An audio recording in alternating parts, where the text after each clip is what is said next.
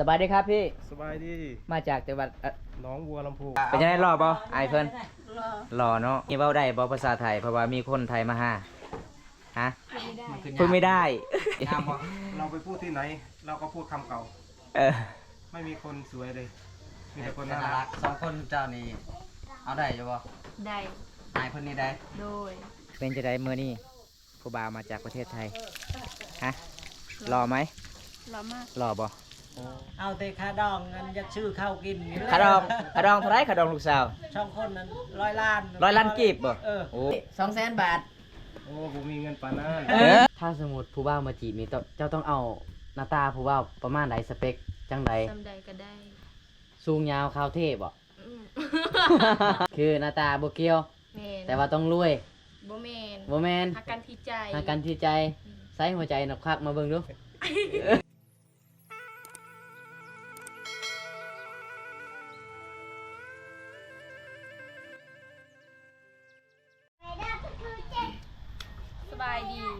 สบายดีและสวัสดีพ่อแม่พี่น้องวันนี้มาพบพอกับน้องออยสาวลาวเผาตัวอีกคือเก่าสิไทย FC โอ้ย่าน FC บอกว่าเห็นแต่ในคลิปสวยบัดมาตัวจริงขี้ลายเนาะก็เลยแต่งตัวงามๆพี่น้องแม่นบ่อ้อยจ้อยเพราะว่าเอกประมาณ1 โมงครึ่งก็มี FC จากพังไทยเพิ่นมาเยี่ยมยามก็เลยน้องๆก็สิแต่งตัวเลยเพราะว่าอยู่บ้านน้องๆก็มีป่าบ่น้องป่าหยังปลาดุกบ่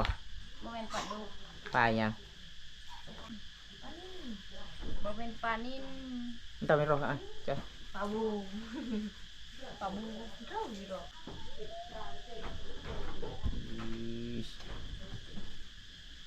สึกว่า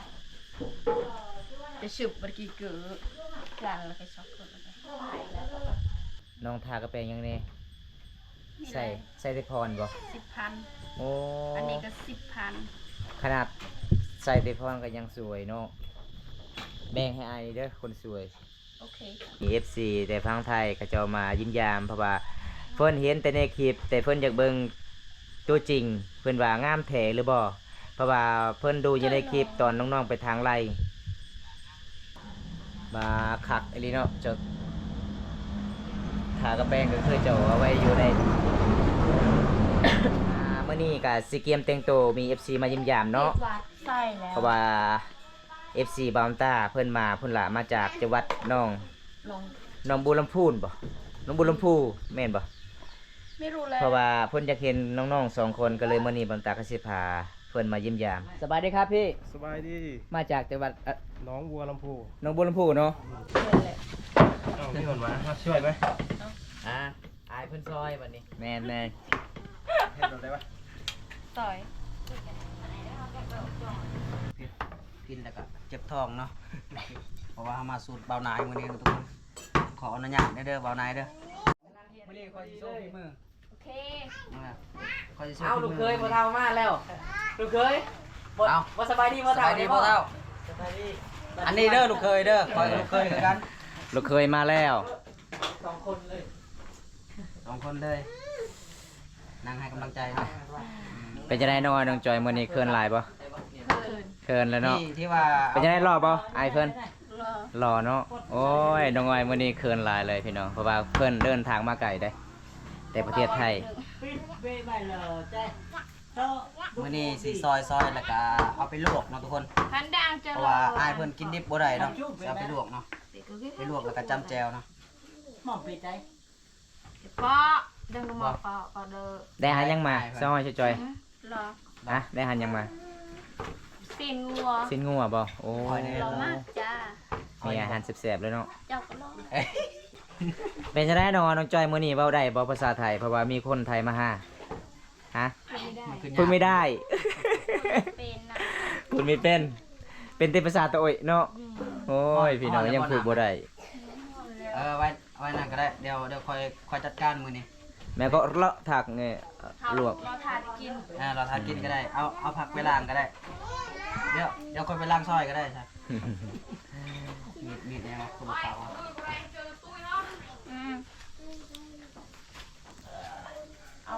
เป็นได้ลูกพี่มาเฮือนชาวอ้อยชาวจอยเคยเห็นแต่ในคลิปไม่เห็นตัวจริงบัดนี้ ในค เป็ ลิ น ป ได้ มันงามแต่จริงมัน เดี๋ยว ลา ดี ย เบิ่งชัดเจนเบิ่งจะชัดเจนคนได้งามเดี๋ยวจะให้เอามือเลยมาชวนบ่ เลือกฟรีสิได้น้องวะเลยบัดนี้เลือกน้องสิได้ฟรี งามบ่ เราไปพูดที่ไหน เราก็พูดคำเก่า เออ ไม่มีคนสวยเลย มีแต่คน น่า น่า รั รั ก ก เออ ไม่มีคนเกิดแต่มีน่ารัก เออ คนน่ารักเนาะน่ารักเนาะสองคนนี้เนาะ อืม ไม่เลยค่ะ รักน่าขโมย ขโมยหัวใจไปเลยมื้อนี้สองคนนี่สิโซฝีมือกันเฮ็ดกินเนาะ เฮ็ดบุเป็น เอ้า เฮ็ดแบบนี้เป็น เดี๋ยวคอยจัดการซะ คอยจัดการเองมื้อนี้เนาะเพราะว่าคอยบางทีคอยสิเป็นลูกเคยบ้านนี้ก็ว่าได้เนาะ เป็นเคยบานประตุ้ย เอ้ยบ่ ซาเบ แม่น ล แม่นบ่ เว้าไปนั่น แม่นบ่จ้อย บ่ ได้ แม่ ยิ น นอ บ่ ยู่ แม่น เป็นหลัง สองคนเจ้านี่เอาได้อยู่บ่ ได้ นายเพิ่นนี่ได้ โดย เอาบ่ใช่เพิ่นเอาเมื่อได้เพิ่น เอามือ เอาเงินมามื้อนี้นะสิมาสู่คอเลย โดย แท้บ่ อืม ถ้าแท้นะคอยนี่ได้สิเอามือก่อน เอา เป็นไงเป็นยัง จะลังพัก เส้นหลังพัก เป็นจะได้มื้อนี้ผู้บ่าวมาจากประเทศไทยฮะรอไหม รอมาก รอบ่โอ้เพราะว่ามื้อนี้เพิ่นมาครั้งแรกเพิ่นก็มาสอยอีกเนาะมาสอยเฮ็ดกินอาหารเมนูอีกเนาะ บ่คิดเลยว่าเราสิซอย น้องในพันยังคืนนี้ว่าเราสิมาอยู่บ้านน้องบ่ บ่ได้ปันหยัง บ่ได้พันยังเลย บาดเบิ่งตัวจริงเรามาหาก็ดีใจบ่ ดีใจ ดีใจหลายเนาะเพราะว่าเพิ่นมาครั้งแรก ปันเลยอะ โอ้เพราะว่าเพื่อนกับ Facebook กับโบลินไลน์กับโบลินแบบเพื่อนมาแบบพอได้เพื่อนเห็นอยู่ในคลิปเพื่อนก็อยากมายิ้มยามล่ะเพราะว่าเพื่อนอยากเห็นน้องออยน้องจอยไลน์มื้อนี้ก็ดีใจแล้วน้องเนาะ ปะยามาอาทิตย์จุสติคันเป็นปอดแล้วแต่บึงเงียนปอด ตามไหมจ้ะคือมันเกี่ยวโอเค กูบอกตา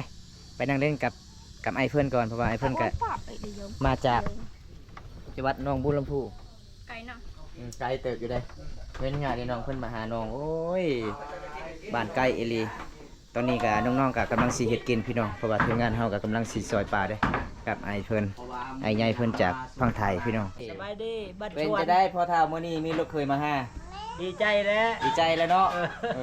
สิได้ลูกเคยแล้วบัดนี้เนาะ ได้ลูกเคย อืม จอยอ้อยยังบ่มีผู้มักอันนี้ดีใจแล้วมื้อนี้ ลูกสาวยังโสดคือเก่าบ่ลูก ยัง สาว โสด โอ้ยังโสดคือเก่าหน่อยพอเนาะ แม่นเลย เพราะว่ามื้อนี้ก็ดีใจเลยเนาะเพราะว่ามีผู้ใหญ่ ดีใจ เพิ่นมาจากฝั่งไทยมาเยี่ยมยาม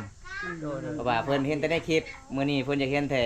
ดีใจหลายๆมื้อนี้ โดย เคยมาเพื่อนแล้ว เพราะว่าก่อนสิมาเฮือนบ้านเฮา มีไหม ต้องมีน้ำมื้อนี้ก่อนเนาะเอาก่อนเนาะ ต้องฮับเด้ โอ้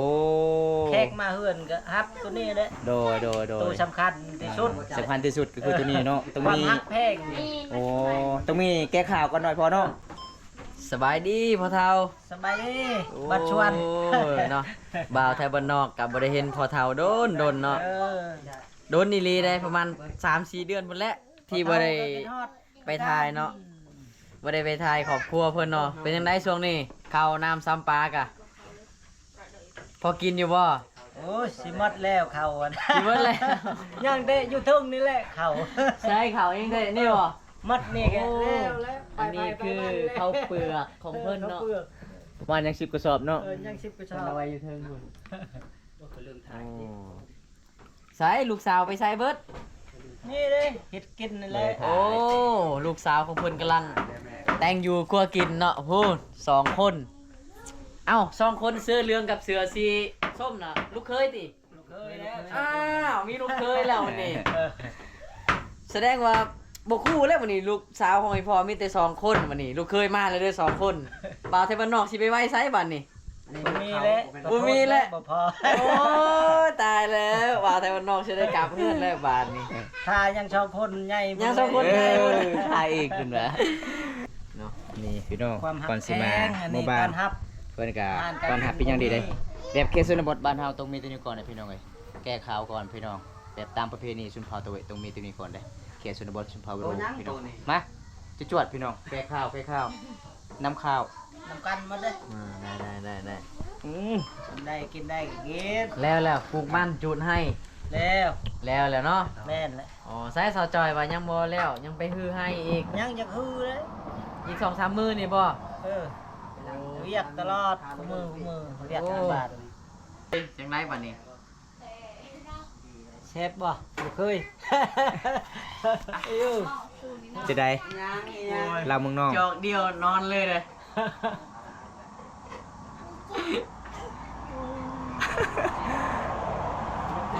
พอแล้วพอแล้ว พอแล้ว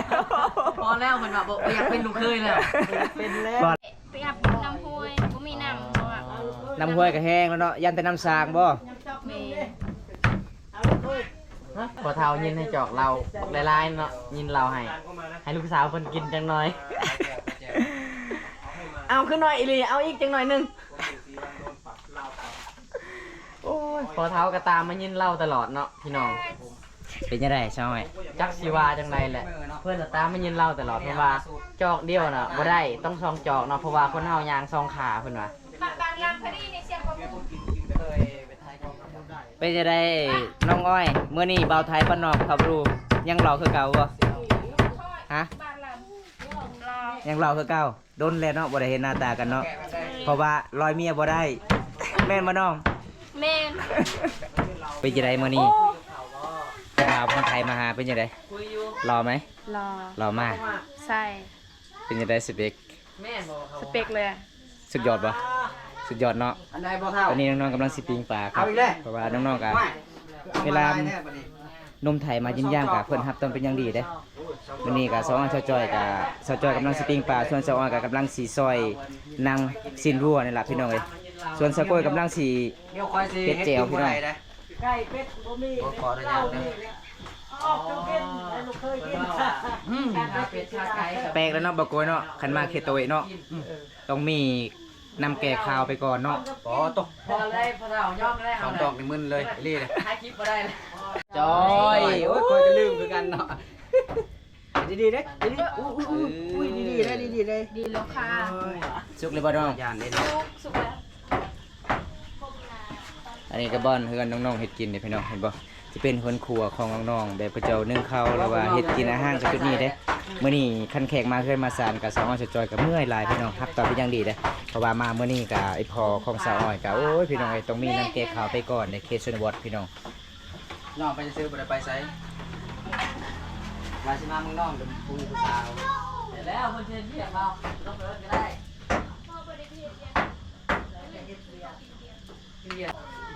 เราว่ากินหอดแต่บ้านนอกแต่บ้านนอกเลยเมียบ่ได้ครับมื้อนี้ได้ซะ สิปิงป่า เลยนะ เอารถจอดเลย อุ้ย ใช่แต่งานน่ะ ไปยันรถไปยันรถ ริ้วแล้วก็แต่งาน เจนไว้นั่นก่อนเดี๋ยวคอยจัดการ จะมีตังค์ของมัน บ่มีตา มันยังบ่มีตังค์บ่มีโต๊ะบ่ เขามีเงิน บ่มีเงินห่วยอย่าพันอ้ายเด้ บ่ตังค์ก็บ่ไปบ่ บ่ไปอ้ายไปขึ้นภู เจ้าเสียหยา เจ้าสิหยา คือบ่หาผู้บ่าวพาไป ใส่เผ็ด บ่มีเนาะ ซอยเบิดรถก็ได้บ่เบิดก็ได้ มัดใส่มัดบ่ใส่มัดบ่ได้ ไปกับพบจับพอเท่าวันนี้เรายินเหล่า ใส่มัดบ่ วินเลย ซอยบ่อันนี้กินอีกตัวนี้ นี่ดิ อืมนั่งลมกับไอ้เพิ่นแน่เว้าภาษาลาวแน่เว้าเป็นบ่ พี่น้อง บ่เป็น บ่เป็นอ้าวคือเว้าไทยได้เว้าภาษาไทยโลด บ่เป็น บ่เป็นอ้าวบัดเล่น TikTok หั่นนะเว้าไทยเก่ง คอยบ่เป็นภาษาไทย บ่เป็นบ่ เอาใส่ ว่าอายุบันไดก็ ไม้โอ้ไม้ จังหวัดหนองบัวลำพู อืมไกลเนาะ เคยไปบ่อ้อย ขนาดสิปูนก็บ่ อยากเมื่อนำบ่อยากเมื่อนำไอ้เพิ่นบ่ฮะอยากเมื่อเพราะว่าน้องยังบ่มีบัตรประจำตัวเมื่อบ่ได้ประเทศไทยเจ้ายังบ่มีบัตรสปอร์ตใบสปอร์ต ออนไลน์ พอเลยตี้สะอ่อย พอดีอ้าวพอดีอ้อยพอดี บ่เฮ็ดให้หมดนี่นะ จังหน่อยถึกมือได้ ก็ต้องย่างเห็นยัง มันเข้าบริษัทหั่นนะ เออ เขาเฮาบ่ได้ เนี่ย แท ให้บ่ได้ล่า บ่ได้ล่างติ๊กขาวบ่ได้ล่างก็เลยอ้ายบ่ โอ้ยใส่ติ๊ก โอ้ยใส่แล้วนะน้องเป็นหยัง พอกินได้อยู่แล้ว โคตรใจดีเนาะเวลาแขกซ่านมาเฮือนเนาะเพิ่นก็บอกให้ลูกสาวเพิ่นน่ะมานั่งข้างเฮาเลยได้พี่น้อง เราพกยังไง เพิ่นไล่ให้ลูกสาวเพิ่นน่ะมานั่งข้างแขกเพิ่นเนาะ เดี๋ยวมา แม่นบ่พ่อเฒ่า เออ คันบ่นั่งบ่ได้บ่ บ่ได้เลย โอ้ คิดเราถึงนี่แบบนั้นเลย เอาปุ๊บเดียว ความหักแพง ความหักแพงเนาะ คันทายมีลูกสาวตัวอยู่ใกล้ๆกับแขกเนาะ แม่นเลย ให้ลูกสาวน่ะมานั่งใกล้ๆกับแขกที่มาเฮือน เออ โอ้ ไปพันลายใช่ปะ เอาไป น้องจอยน้องออยคือบ่นั่งบัดนี้ นั่งเร็วดิ นี่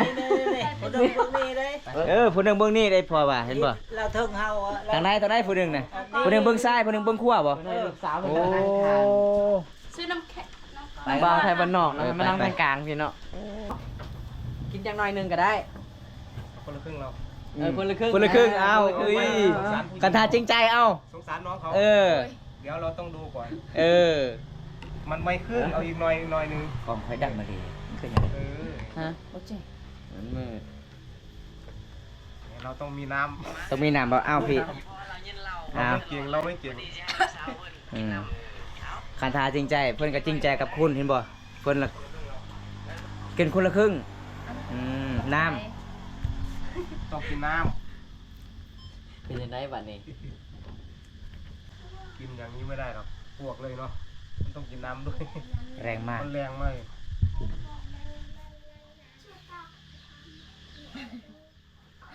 พอแล้วนะบ่ยินแล้วไม่เป็นยินจังหน่อยครับรถบ่ได้ขนาดบ่ได้กินยังบ่ได้นะยังบ่รอดเลย เออแนะนำนะถ้าผู้ใดยินต่อก็เสนอก่อนนะ ไปทางได้บัดนี้พอเท่าเลยเนาะ เอาพอเท่าเลย อ้าวพอเท่าเลย อันนี้โอเคแล้วอันนี้ทักแล้ว โอ้ย น้ำ โอ้ยพอเท่าใจดีอยากมาเป็นลูกเขยแต่เราจะมาได้แล้วไกลจังเลย เออแมน เนาะ แมน ไกลอีหลีเลย ไกลลีได้ อือ จักกิโลพี่ โอ้เป็นพันเหรอมาถึงนี่ ปันเนาะ เป็นพันเหรอ เดี๋ยวนี้หาสวรรณเขตกะ200ไปกิโล อืม 270กิโลโอ้เดินทางมาไกลเนาะ ไกล เพราะว่าหลายๆคนมาเฮือนพ่อเท่าใจดีขนาดเลยได้ เอาพอแล้วขับรถบ่อยเดี๋ยวจะได้เป็นลูกเขยอีหลีเด้ได้นอนอยู่นี่เด้ เออ ไปไม่ไหวเนาะ แมนครับ แล้วก็เอาลูกสาวพอเท่าเมื่อน้ำเลยเลย ไอ้จะอ่อยแง่เมื่อเลย เมื่อเลยบ่ เมื่อมาซองเลยเนาะ เมื่อมาช่องเลย เอาแต่คาดองเงินอยากซื้อข้าวกินนี่แหละ ขาดองเท่าไรขาดองลูกสาว ช่องคนนั้น100 ล้าน 100 ล้านกีบบ่ เออ โอ้ ว่าไงพี่200,000 บาท โอ้ผมมีเงินปานนั้น เออ ถ้าสมมติผู้บ่าวมาจีบนี่เจ้าต้องเอาหน้าตาผู้บ่าวประมาณใดสเปคจังใด จำใดก็ได้